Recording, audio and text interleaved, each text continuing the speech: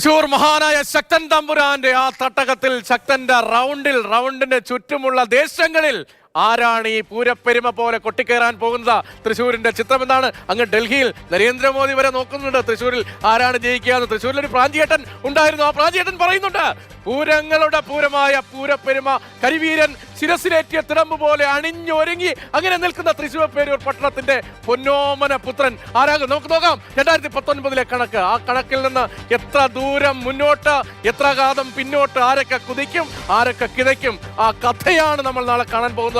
തൃശ്ശൂരിന്റെ 2019 കണക്കാണിത്. TN Prathapan, തീരദേശത്തിന്റെ പുത്രൻ, 4,15,089 വോട്ടുകൾ നേടി UDFന്റെ പെട്ടിയിൽ വോട്ട് നേടി അങ്ങ് ഡൽഹിയിലേക്ക് പോയി. MP 5 വർഷം പ്രവർത്തിച്ചു. തൊട്ടടുത്ത് കാണുന്നില്ലേ?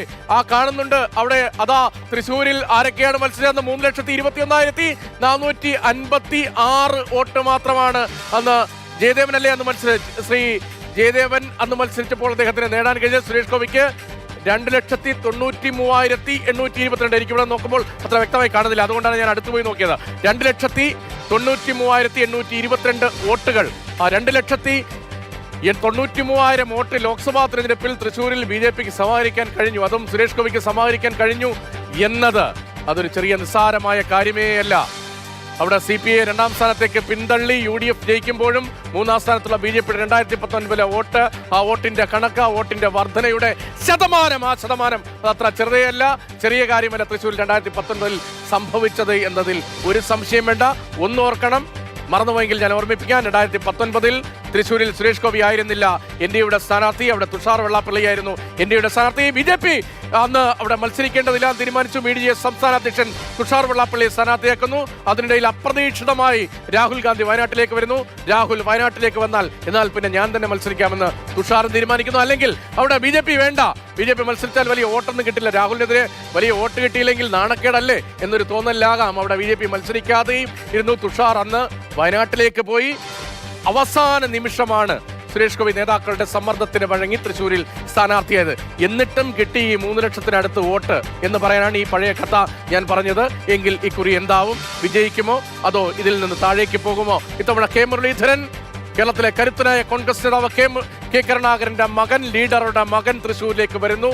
വടകരയിൽ തീപാറും പോരാട്ടങ്ങളിൽ വിജയിച്ച, വട്ടിയൂർക്കാവിൽ തീപാറും പോരാട്ടങ്ങളിൽ വിജയിച്ച, സമീപകാല തിരഞ്ഞെടുപ്പുകളിൽ വലിയ ട്രാക്ക് റെക്കോർഡുള്ള, 12ലധികം തിരഞ്ഞെടുപ്പുകളിൽ മത്സരിച്ചിട്ടുള്ള പരിചയമുള്ള, KPCC അധ്യക്ഷ പദവിയിൽ ഇരുന്നിട്ടുള്ള K മുരളീധരൻ തൃശ്ശൂരിലേക്ക് വരുമ്പോൾ എന്ത് സംഭവിക്കും? അവിടെയും പക്ഷേ ഒരു പ്രശ്നമുണ്ട്. K കരുണാകര കുടുംബത്തിൽ നിന്ന് തൃശ്ശൂരിൽ അധികം വിജയങ്ങൾ നേടാൻ ഒരു 10-30 വർഷത്തിനിടയിൽ കഴിഞ്ഞിട്ടില്ല എന്ന ചരിത്രം കൂടിയുണ്ട്.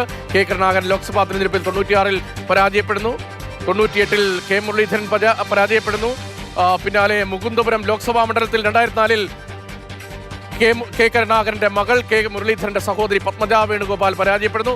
അതിനു മുൻപ് AC മൊയ്തീനോട് മന്ത്രിയായിരിക്കെ മത്സരിക്കുമ്പോൾ വടക്കാഞ്ചേരിയിൽ K മുരളീധരന് അടിതെറ്റുന്നു. അങ്ങനെ 6 മാസം തികയ്ക്കാതെ മന്ത്രിസഭയിൽ നിന്ന് രാജിവെക്കേണ്ടി വരുന്നു. ഇങ്ങനെ പലവിധ ചരിത്രങ്ങൾ പ്രതികൂലമായി നിൽക്കുന്നുണ്ട് തൃശ്ശൂരിൽ K മുരളീധരന്. പക്ഷേ ഇക്കുറി ചിലതൊക്കെ മാറും, ചില കളികളൊക്കെ മാറും എന്നാണ് K മുരളീധരന്റെ ആത്മവിശ്വാസം, കോൺഗ്രസിന്റെ ആത്മവിശ്വാസം.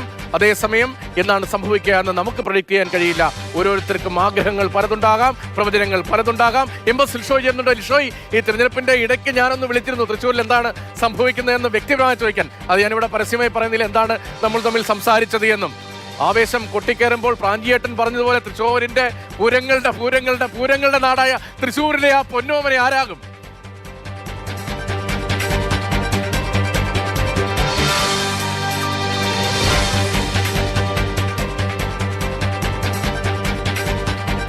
ലിഷോയ്ക്ക് കേൾക്കാൻ കഴിയുന്നില്ല എന്ന് തോന്നുന്നു. ഒരു ചെറിയ സാങ്കേതിക പ്രശ്നമാണ് എന്നതാണ് മനസ്സിലാക്കുന്നത്. ലിഷോയിലേക്ക് എത്താം.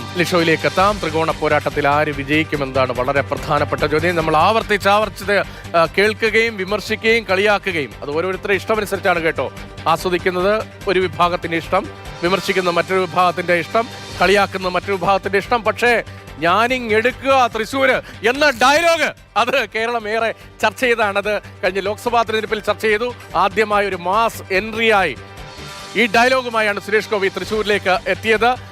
തൃശ്ശൂരിനെ എനിക്ക് വേണം, തൃശ്ശൂരിനെ ഞാനിങ് എടുക്കുക എന്നൊക്കെയുള്ള ഡയലോഗ്. ആ ഡയലോഗ് കൃത്യമായി പറയാൻ എനിക്കറിയില്ല. അത്ര മെയ് വഴക്കത്തോടുകൂടി വാക്ചാതുരിയോടുകൂടി സിനിമയിൽ ഡയലോഗ് പറഞ്ഞ സുരേഷ് ഗോപിയുടെ ഡയലോഗിൽ തൃശൂർ വീണോ?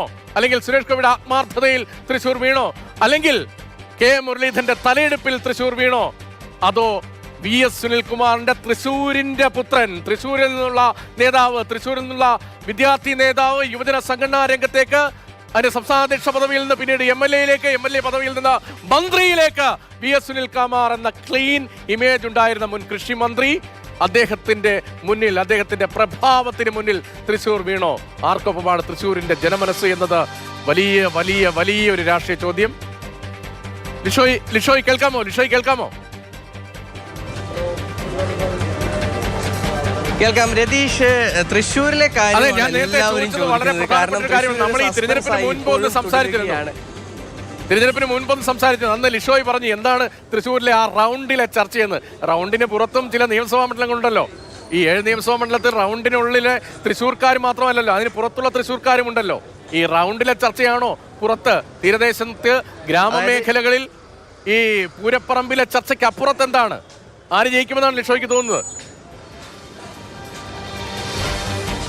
അതായത് ചർച്ചകൾ ഇങ്ങനെ നടക്കുകയാണ്. കാരണം ആര് ജയിക്കുമെന്ന് ഞാൻ ഇവിടെ പറഞ്ഞു കഴിഞ്ഞാൽ ചിലപ്പോൾ തെറ്റിപ്പോവും. കാരണം അത്രത്തോളം സസ്പെൻസായി ഇവിടുത്തെ കാര്യങ്ങൾ തുടരുകയാണ്. കാരണം വലിയൊരു പോരാട്ടം നടന്നൊരു സ്ഥലം, തൃശ്ശൂർ നഗരത്തിനും അതുപോലെ തന്നെ ഗ്രാമപ്രദേശങ്ങളിലും എല്ലാം തന്നെ വലിയ പോരാട്ടം നടന്ന സ്ഥലം. കൂടാതെ വലിയ ആവേശത്തോടു കൂടിയാണ് ഇവിടെ പ്രവർത്തകരും അതുപോലെ തന്നെ നേതാക്കളും എല്ലാം തന്നെ ഇവിടെ പ്രവർത്തിച്ചിരുന്നത്. കാരണം ഇത്തവണ എന്തായാലും തൃശ്ശൂരിൽ അഭിമാന പോരാട്ടമാണ് 3 മുന്നണികൾക്കും. കാരണം തൃശ്ശൂരിൽ കോൺഗ്രസിനാകട്ടെ ലീഡറുടെ മകൻ, അതുപോലെ തന്നെ ഈ തൃശ്ശൂരിൽ CPI സംബന്ധിച്ചിടത്തോളം അവരുടെ ഏറ്റവും ജനകീയനായ അല്ലെങ്കിൽ ഏറ്റവും കരുത്തനായ ഒരു സ്ഥാനാർത്ഥിയെ തന്നെയാണ് തൃശ്ശൂരിന് വേണ്ടി അവർ മുന്നോട്ട് വെച്ചിട്ടുള്ളത്. കാരണം തൃശ്ശൂരിനെ സംബന്ധിച്ചിടത്തോളം അവർക്ക് സുനിൽകുമാറിനേക്കാൾ നല്ലൊരു സ്ഥാനാർത്ഥിയെ ഇവിടെ നിർത്താനുണ്ടായിരുന്നില്ല. കെ മുരളീധരൻ എന്ന് പറയുമ്പോൾ ലീഡറുടെ ഒരു പാരമ്പര്യം, അതിനോടൊപ്പം തന്നെ ഈ കോൺഗ്രസിൻ്റെ ഉറച്ച ഒരു കോട്ട എന്നുള്ള രീതിക്ക് ആദ്യമെല്ലാം നിന്നിരുന്ന ഒരു മണ്ഡലം. പക്ഷേ ഇപ്പോൾ അതിലെല്ലാം തന്നെ മാറ്റം വന്നിട്ടുണ്ടെന്നാണ് തൃശ്ശൂരിലെ ആളുകൾ തന്നെ പറയുന്നത്. നിരവധി ആളുണ്ട്. ഞാൻ മാർക്കറ്റിലാണ് ഇപ്പോൾ ഉള്ളത്. കാരണം തൃശ്ശൂരിൻ്റെ സ്പന്ദനം നമുക്ക് മാർക്കറ്റിലെത്തിയാൽ തന്നെ കാണാൻ സാധിക്കും. കാരണം അത്രയധികം സ്ഥലങ്ങളിൽ നിന്നുള്ള ആളുകളൊക്കെ വരുന്നൊരു സ്ഥലമാണ്. ചേട്ടാ, എങ്ങനെയുണ്ട് ഇത്തവണത്തെ പോരാട്ടം? എങ്ങനെയുണ്ട് പോരാട്ടം? പൊരിച്ചു. തൃശ്ശൂര് 1.5 പുരി പൊരിച്ചത്. ആരാന്ന് വല്ലതും പറയാൻ പറ്റുമോ? മുരളി ജയിച്ചിരിക്കും. UDF സ്ഥാനാർത്ഥി മുരളി ജയിക്കും. മാർക്കിസ്റ്റായിരുന്നു.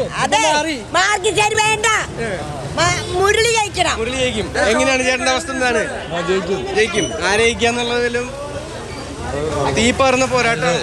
നമുക്കിവിടെ ഈ ഇപ്പൊ ഭരിച്ചുകൊണ്ടിരിക്കുന്ന പാർട്ടി എന്തായാലും ഇനി 10-15 വർഷത്തേക്ക് വരരുത്. കാരണം പാവപ്പെട്ടവന് കഞ്ഞി വരെ ഇല്ലാതെയായി. ഇനി കോൺഗ്രസ് ഭരിച്ചിട്ടേ കുറെ കാലം. കോൺഗ്രസ് ഭരിക്കട്ടെ എന്നാണ് ഒരു വിഭാഗം ആളുകൾ പറയുന്നത്. പിന്നെ നമുക്ക് ഇപ്പുറത്തും ആളുകളുടെ ഒരു പ്രതികരണങ്ങളിലേക്കൊക്കെ പോകേണ്ടതുണ്ട്. ചേട്ടാ, എങ്ങനെയുണ്ട് ഇത്തവണത്തെ ഒരു മത്സര ചിത്രം? എങ്ങനെയാണ് തൃശ്ശൂരിൽ? നാളെ അറിയാം. അത് പ്രഡിക്ഷൻ ഒന്നുമില്ല. കട്ട ഫൈറ്റ് ആണോ അവിടെ? പിന്നെ മുട്ടണ്ട അവിടെ. 3 പേരും ഒപ്പത്തിനൊപ്പം.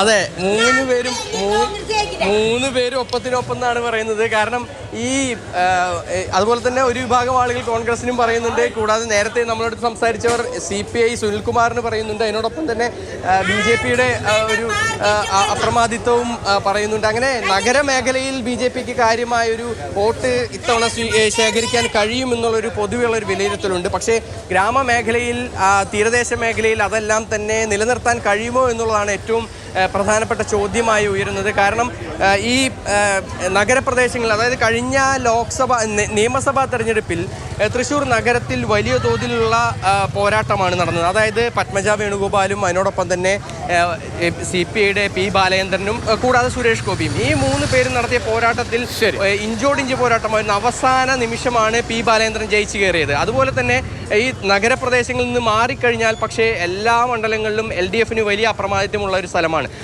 പക്ഷേ ഇത്തവണ അതിൽ മാറ്റം ഉണ്ടാവുകയാണെങ്കിൽ ആർക്കാണ് ആ മാറ്റം ഉണ്ടാവുക എന്നുള്ളതാണ് എടുത്തു പറയാൻ കഴിയാത്തൊരു കാര്യം. ശരി, ഏതായാലും വലിയൊരു സസ്പെൻസ് ദേശീയ തലത്തിലെ ഉറ്റുനോക്കലിന് ഉതകുന്ന തരത്തിലുള്ള ഉയർന്ന സസ്പെൻസ് ആണ് തൃശ്ശൂർ ഇങ്ങനെ ഉയർത്തിക്കെട്ടിയിരിക്കുന്നത്. ആ റൗണ്ടിൽ തലയെടുപ്പോടുകൂടി ഗജവീരന്മാരുടെ തലയെടുപ്പ് പോലെ ആ സസ്പെൻസ് അങ്ങനെ ഉയർന്നു നിൽക്കുന്നു. ഉയർന്ന വിജയസാധ്യത ജനജാഥ കണക്കിലെടുത്ത് BJP ദേശീയ നേതൃത്വം ഒന്നാകെ ഉറ്റുനോക്കുന്ന ഒരു മണ്ഡലമാണ് തൃശൂർ.